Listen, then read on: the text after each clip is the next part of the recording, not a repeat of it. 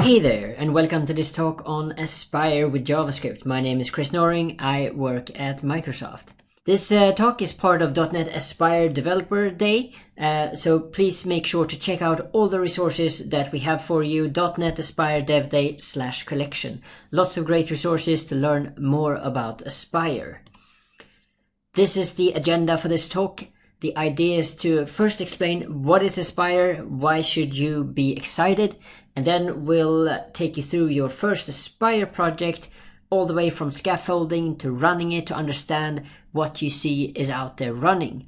Then we'll go into orchestration and try to explain how orchestration is working for you and makes you do less boring configuration. Then we'll look at JavaScript and see especially how we can be using Aspire with front-end JavaScript and see how that could be really useful. And then we'll show you another flavor of JavaScript, namely Node.js, JavaScript on the backend together with Aspire. And lastly, we'll wrap things up with call to actions. Okay then, let's go through chapter 1, namely Aspire. What is that thing? Why should I care? Well, you are trying to build cloud apps, right? And you've noticed that it's not as easy as it looks. Running things locally in one project, that's easy peasy. But what about building for the cloud? What about building it in a distributed way? It's not as easy because you have many different components. These components have configurations. And what does your local development environment look like versus production? Are they the same? Then you have specific problems in production, namely resilience. You want to make sure that your APIs are up and running. If they have faults, you want to be able to recover. You also want some telemetry. You want to know how your apps are doing. Do you have infos? Do you have warnings? Do you have errors? And also service discovery. You want to make sure that all of your components, all of your APIs find each other and are able to exchange that information that you want them to.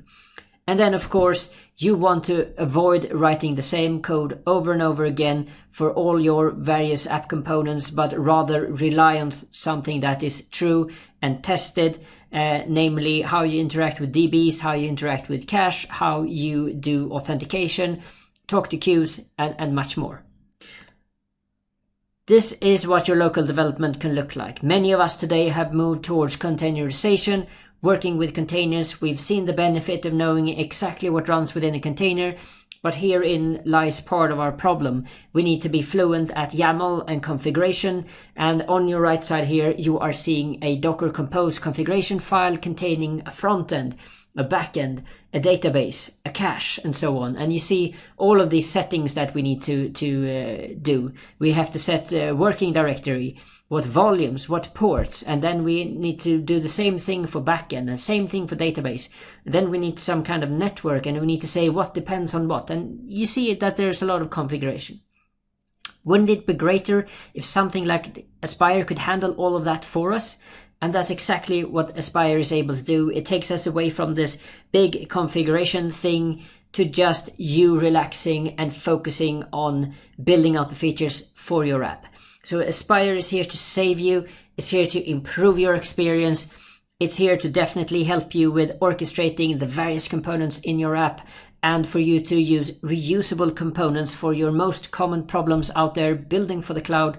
And of course, because this is Microsoft, we have first-class tooling for your favorite editors, whether it's Visual Studio or Visual Studio Code or what have you. So, Aspire contains service discovery, which makes all of your components find each other. You no longer have to worry what port is my API running on, what URL is it for my cache, and so on. Aspire will be able to find all of these things for you, so you just focus on building out those components. Telemetry. We want to know exactly how our app is doing. We want to understand these things, and we want to make sure that it is resilient. What happens if the network goes down? What happens if it's sketchy? What happens if there's an error? Can we recover? Can we provide that great user experience? And then lastly, we want to understand how is our app doing? Is it giving us warnings, errors, or some other message that we want to care about? How do we know? And then, of course, I've already spoken about this already implicitly, but let's be very frank on what the use cases are for Aspire. If you want to be able to observe your application, you want to know how it's doing, you want something that looks production ready that you can just take from your local development environment to production, or maybe you want to scale your app into hundreds of thousands of users, Aspire is definitely a great choice for you if that is the case. And yes, as I said and as I showed you in the beginning with Docker Compose and a long configuration file, focus from Aspire's point of view is to ensure that your local development experience is fantastic and that you can take that experience all the way to cloud, all the way to production. And also a lot of low-level details, those are things that you no longer need to care about. So we also want to make sure that there's a consistent pattern when it comes to how these Aspire applications are being set up, so you know your way through each and every single project. So you will also see that later in this presentation. Orchestration. So what do we mean? Well, if you look at this code here on the right side of things, you see how we first create this builder. We've seen that before with .NET apps. Then you see how we add Redis, a very common cache. You see how we add it with a named reference called cache. And then after that, we are adding a project, a .NET front-end project in ASP.NET. And we are saying with the with reference that we want to add the cache to it. At this point, you haven't written a single piece of configuration, right? But Aspire knows how to resolve this for you, so this app will actually work. Before we move on to show you exactly how Aspire works in detail with orchestration, let's talk about the three major concepts that you need to know about. Probably the most important one is the app host project that is part of your your Aspire solution. The app host is the brain of the operation. It does the high-level orchestration. This is where you tell it about various components that exist as part of your Aspire project and how these should interact. Then you have the service default project that contains a lot of other configuration. Here it specifies exactly what features each and every single one of your projects should have. So things about telemetry, for example, or health checks and you name it. And then, of course, you need some kind of starter app, right? That could be a front end in .NET, a back end in .NET, or maybe JavaScript, or maybe even Python. But you need something, your actual app. So let's go into chapter 2, how we can get started with Aspire. How does this even work? How do I get off the ground? Well, there's a great page here, so check in the bottom right here to the short link for Aspire Get Started. Check that out. It will take you through installing things for Aspire the first time and also scaffolding a project. But for tonight, I am taking you through this process. So look here for the things, your prerequisites that you need to install, which are .NET 8, the .NET Aspire workload that you can, if you click that link, you can either install this through Visual Studio, or you can go into a terminal and the .NET executable, and you can retrieve the Aspire workload that way. And then, because Aspire is firing up a lot of containers that talk to each other, you need some kind of container runtime, whether that is Docker Desktop or Podman, that is completely up to you. And then, of course, we want to provide you with those first-class tools, either for Visual Studio, if that's your favorite editor, or Visual Studio Code. I also recommend the optional C# Dev Kit extension to have an even better .NET C# experience within Visual Studio Code. So once you've installed all of these, you are good to go. So what about scaffolding your project? Well, in this case, I've shown you an example of how we could be using Visual Studio Code here on your right, and we're using the command palette to choose the starter application, but you can also see how there are various other templates, everything from application, service default, starter application to test project, many different templates to choose from.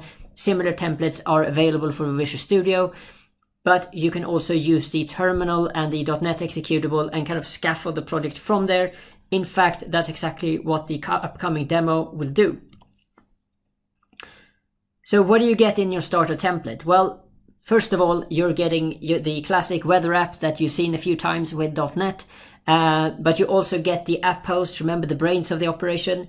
You get the service default project with the capabilities like telemetry, health checks, and you also get an API and a front end. So these are some basic projects that you are likely to use. So this is just showing you front end, back end, and the core projects that you will need. And this is essentially what it looks like if you are looking from within an IDE. All the files you get, as I mentioned, the API service, the app host, the service default with the extension CS file containing all those capabilities, the web front end with Razor pages. Yeah, that's pretty much it. And just a quick reminder here, I keep talking about the service default project. Here you can see within its project file how it adds resiliency, service discovery, open telemetry, various types of instrumentation. So you see how all of these capabilities are added to your entire solution for any of your projects within the solution to leverage. So how do you actually run one of these projects? Well, first of all, as with everything .NET and web, we need to do this one-off where we have a developer certificate. We run this line once about developer certs, and then HTTPS will work for us locally. Then what we need to do is go into our Aspire solution, select the app host project, and that's the one we're going to run. Once we've run that, you're going to see this beautiful looking dashboard on your right side, and it's going to show you all the resources you have within your project, be it a cache, an API service, or a web front end. And if you look at the endpoints column, you see where these services and instances are running so that you can go to them and inspect and see that they are working the way they should. And if the dashboard is a very interesting one, it's definitely your best friend. It enables you to dig in deep and check various metrics, logs, traces, and you can even see how things are doing within the console, if everything is fine or if you got any errors that you need to take care of. So different actions there on your left side of the dashboard. So definitely check those out more in detail.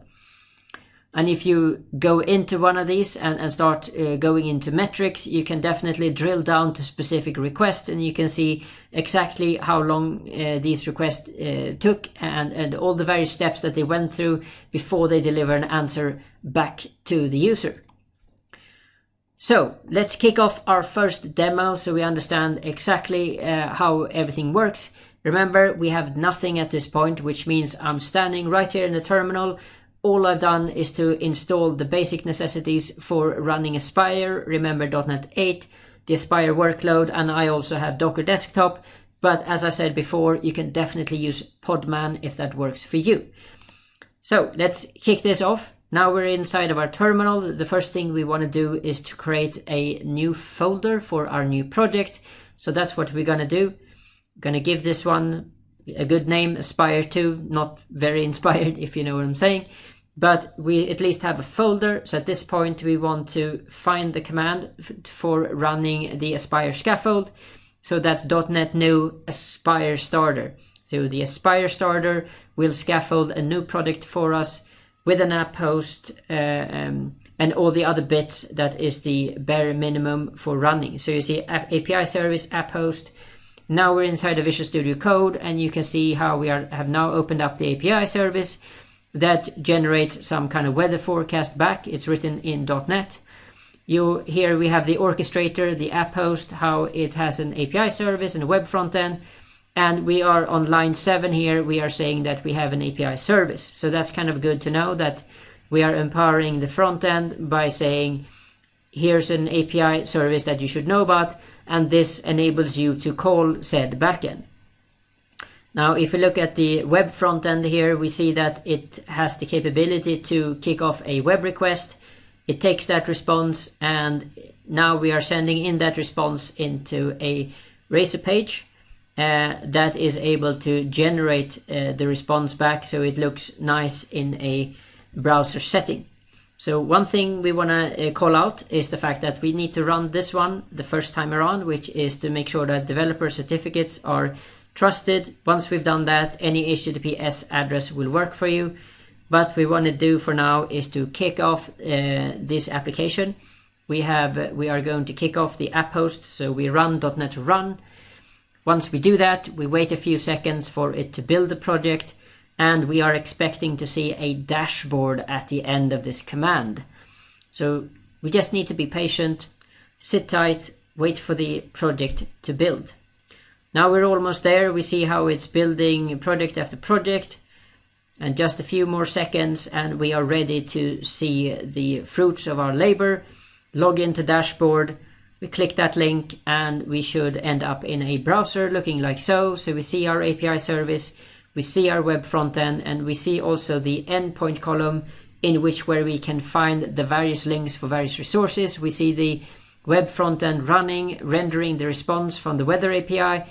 We can go directly to the API and now we can see the JSON response. So we see that everything is working, and we want to go in here and check out the metrics. Definitely go through everything from hosting to routing. You can also switch for how long you want to see this, from 5 to 10 to 15 minutes. And you can also go into active requests and see how those are doing, when they're being done, and so on and so forth. It's worth checking in all the different menu options on your left, from metrics to traces to console and so on.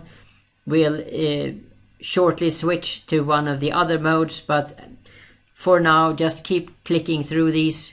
You can see requests, you can see how many active connections and so on. This is great telemetry to leverage locally. And yeah, here you can see exactly what goes on when a request is coming through, when an API service is being called, when it's calling the front end, how long it's taking in milliseconds. So if you want to optimize any request, you can have a look here. Console logs are also a great way to debug. So here you can see that our API service started the way it should. The front end started nicely, no errors, no warnings, happy days. And that's pretty much it. That's what we wanted to show in the first demo. Great, so you've gone from virtually nothing. We have scaffolded a project, you have built a project, you've inspected the dashboard, you understand hopefully by now how that dashboard is helping you. Let's talk about orchestration. You've seen so far how we started to type a few things within Program CS, and things we can do in Program CS, as I said before, is orchestrate. So we are mentioning the components, but we're also mentioning how these components are related to one another. So here on your left side, we are pointing out how we can add a Redis cache. After that, we are adding an app. In this case, we're adding a Node.js app. The important part here is the with call to with reference, because now we're saying that the API that we're adding, the one we call product API, should know about the cache. This will be very interesting because on your left side you have a manifest file. This is a configuration file that is auto-generated. This is not something that you need to manually edit. How this is being created, you can see that on your bottom left, how you can run the .NET Run publisher manifest, and then you give it an output path, what this manifest file should be called. Once you do that, you will see a bit more, namely also this. So this is the full extent of the JSON manifest file, and you see how the product API, and especially how it has a section for environment variables called env, where it specifies node environment, but also the connection string to the cache. It is able to resolve all of this thanks to your C# code that says with reference. That's all you type as a developer. Definitely check out the bottom right link here to Aspire Manifest if you want to know more about how to work with manifests as part of your Aspire project. Right, so let's actually do this. Let's try to investigate one of our projects and see how we can update the manifest so we have a good and clear understanding how this could be done. So now we can go into one of our projects. We can locate the Aspire manifest and see what entities we have in it to see. Here we have the following. We have a cache 2, weather API, product API, and frontend. So we have a few different resources, and just to check, this corresponds to the resources we have here: cache 2, weather API, product API, frontend.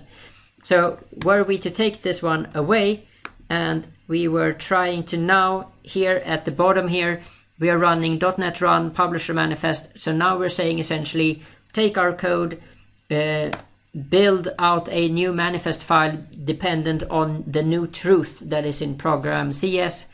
We give this a few seconds and you will end up, I promise, with a new manifest file. So now if we return back here, we can see in this new manifest file how we no longer have a product API because we commented out that code. So now we have cache, cache2, weather API, and frontend. So if we want to make sure that this one is being re-added, we have to do this, and then we run this command again. But the valuable part of all of this is how it figures out what should be in each reference in JSON. So look at this product API, look at how we use a caching reference. That's important. Let's go back to our manifest file, and now we can see this. This is actually adding this as an environment variable, which means that if we were to go to our product API now, this is the environment variable that points towards our Redis cache, and this is how we will make that work. So if we go in here, we see now that we are leveraging the connection strings cache that enables us to connect to Redis.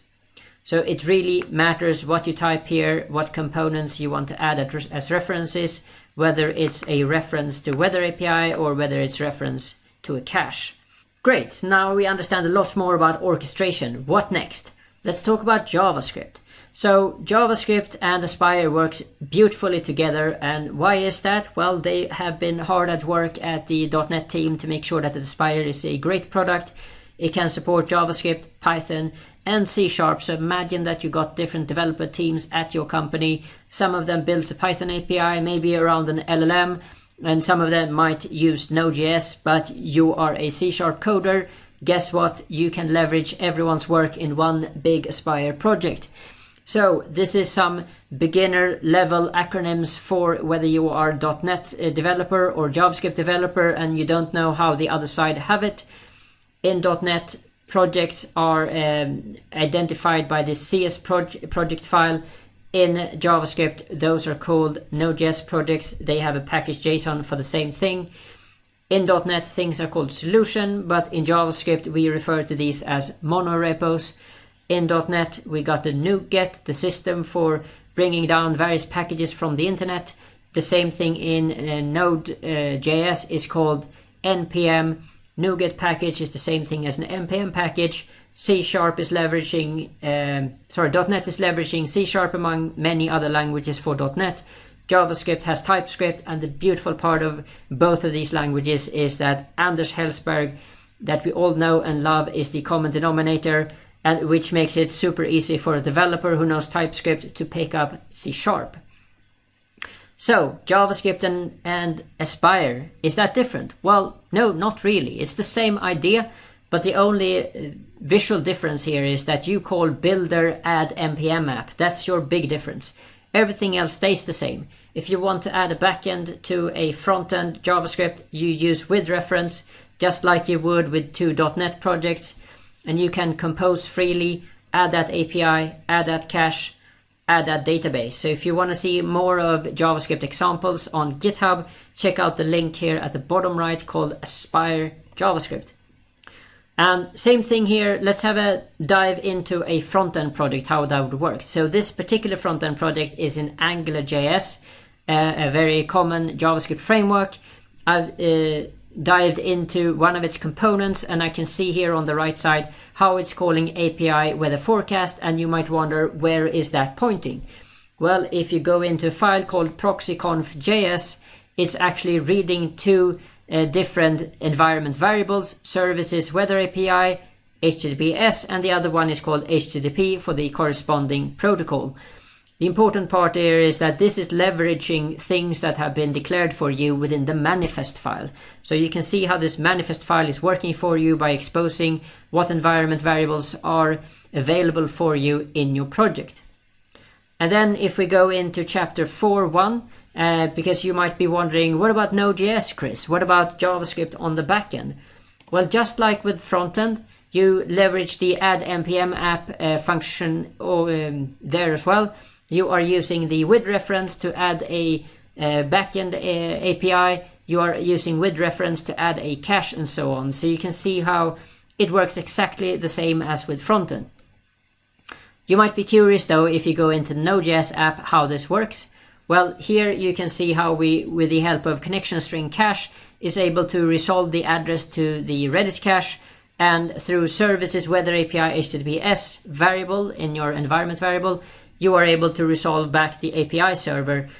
These two enables us to write code like the below, where we have a request that first checks in the cache, the Redis cache, for forecasts. If it finds it, it returns the cached value. If it doesn't find it, then it makes a fetch request towards the backend API, which ends up being rendered as a response back from the Node.js app. So let's show a little demo with a JavaScript project. So here we are going to do two things as part of this demo. One is that we are going to first look at what we have in the shape of a cache, a front end, and a weather API, and then we'll actually do an addition to it. So looking here at our solution, we can see that we are within a project called Aspire with Node. If we expand that, we see that we have our usual suspects, the app host, the .NET Core API, the service default, but we also have a Node frontend. So there is a few different components as part of our app. Let's check out the orchestration. We are adding a cache, we are also adding a weather API, and we have a Node frontend that has a weather API on line 10, and on line 11 we are adding a cache. And the weather API itself is .NET, so we are mixing and matching between .NET and JavaScript. And isn't that fantastic, right? We no longer need to care about writing everything in .NET or everything in JavaScript. Aspire is here to be agnostic, to help us. And if we check out the Node frontend, we can see that the frontend is actually calling the .NET backend, and it's also leveraging the Redis cache that we set up through in the program CS in the app host. Looking at the ASP.NET Core API, we can quickly see how that is being constructed. We go into program CS and we see that this one is just doing a map get through a minimal API, and this just responds with a weather forecast back to us. So pretty simple API, but you know, complexity in the API is not really the point, but rather that you can connect various components to talk to each other locally as well as in the cloud. So this is all very exciting, right? You can see how this orchestration doesn't really care whether you are mixing and matching Node.js and .NET, or if you're mixing and matching Python with .NET and so on. I think you get it by now. You don't really have to care what these components are. You just need to focus on what they should have access to, whether that is a database, a cache, a backend, and you decide. The only thing we do with Aspire and .NET is to make sure that you can. So here you can see how we are reading the environment variables that are being provided to us. If you want to check what these environment variables are called, remember to check back in your manifest file, because it should tell you exactly what environment variables are being created. These are three different resources, right? What if we want to have a fourth? What do we actually need to do? Well, let's first check the web frontend. We see that this is rendering something from .NET, fantastic. And here we have a weather forecast. This is a JSON response coming back to us. And we have various other metrics. We've shown that in an earlier demo. All great fun. And yeah, it's quite powerful. Let's see if we can skip a little bit and go into the interesting part of adding a new project member. So yeah, everything is good here. Let's go back to our editor. Bear with me. So now we've added a product API. So how did that happen? Well, we had a Node API reference. We have essentially taken one of our other Node.js projects. We have copied that pretty much, but we've changed what it returns. So we tell it to look in the Redis cache for a product entry. If you can't find it in the cache, then return the actual product. And we've added, a terminus and health checks and other bits. This is the bare minimum that we need to add though, because we need to add a Docker file, and the Docker file needs to specify how do I install dependencies, how do I start up my API. And as you can see, there are quite a few different dependencies there to support OpenTelemetry and everything else that we want to do. And this is important also for the sake of orchestration. Look at line 8. We can see how we are adding our NPM app through there. And we can also see, if you go into the console logs, how we have how we have the actual app running, just like any old resource as part of our Aspire project. Just to try to sum things up a little bit, because I've shown you a lot today, what Aspire is, how to scaffold, how to run it, how to now mix it with JavaScript, and the fact that we don't really care whether we're dealing with JavaScript or .NET, it's all Aspire. Remember this, if you are creating a new project for JavaScript, make sure that you have a Docker file, so you instruct Aspire how to Dockerize your app, how to make sure that the container itself is up and running based on what's in that Docker file. Make sure in the app host, when you orchestrate, that you use a function called add npm app. That's key for dealing with JavaScript, whether it's front end or back end. And make sure to also add dependencies by calling with reference. Use that for cache, use that for backends, for databases, and so on. Make sure that you generate a manifest file. This is a general recommendation. Generate a manifest file so you can see what environment variables should be available for your app, what they're called, so that you then from within your app are able to call these very same environment variables. And that brings us to our summary today. So remember, Aspire solves common problems for cloud apps. Some core concepts that you need to know about, your core projects, your named references, how configuration is managed for you, how you can just bring your runtime, whether it's JavaScript and Python or C#, and you just mix. It's all Aspire. So final call out, .NET Aspire Developers Day. Check out the link below, Aspire Dev Day /collection. You will find a lot of other great resources there to learn more about Aspire. So thank you for tuning in. My name is Chris Noring. I work for Microsoft.